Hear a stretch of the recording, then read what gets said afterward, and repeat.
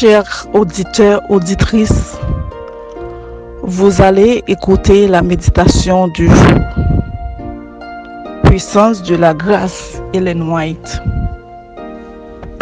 Jésus, sans fin, je dirai ton salut. 15 janvier.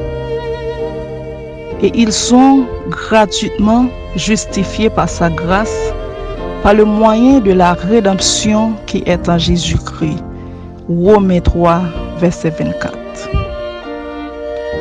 Dans plusieurs de ces paraboles, le Sauveur se sert d'expression royaume des cieux pour désigner l'œuvre de la grâce divine dans les cœurs.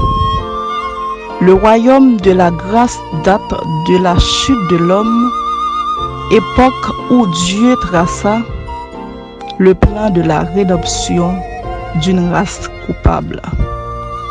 Ce royaume a existé dès lors dans les desseins et en vertu des promesses de Dieu. L'emploi de la force ne pouvait produire ce résultat, car cet emploi s'opposait au principe du gouvernement divin. Dieu n'accepte qu'un service d'amour. Connaître Dieu, c'est l'aimer son caractère, se manifeste en l'opposition avec celui de Satan. Cette œuvre ne pouvait être accomplie que par un seul être unique dans tout l'univers. Celui-là seul qui connaissait la hauteur et la profondeur de l'amour de Dieu était capable de le révéler. Il ne faut pas voir dans le plan de la rédemption le produit d'une réflexion tardive, consécutive à la chute d'Adam.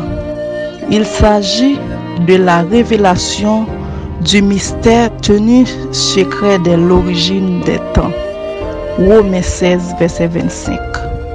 Cette révélation dévoila les principes qui, dès les âges éternels, sont à la base du trône de Dieu. Dieu n'est pas l'auteur du péché, mais il en a prévu l'existence et il s'est préparé à faire face à cette terrible éventualité. Si grand était son amour pour le monde qu'il s'est engagé à donner son Fils unique, afin que quiconque croit en lui ne périsse pas, mais qu'il ait la vie éternelle. Dès que le péché apparut, il y eut un sauveur. Le Christ savait qu'il devrait souffrir. Néanmoins, il devient le substitut de l'homme. Dès le péché d'Adam, le Fils de Dieu se porta lui-même garant de la race humaine avec autant de puissance pour détourner du coupable le jugement de la mort que lorsqu'il mourut sur la croix. Quel amour, quelle condescendance! Le roi de gloire proposa de s'abaisser pour l'humanité déchue.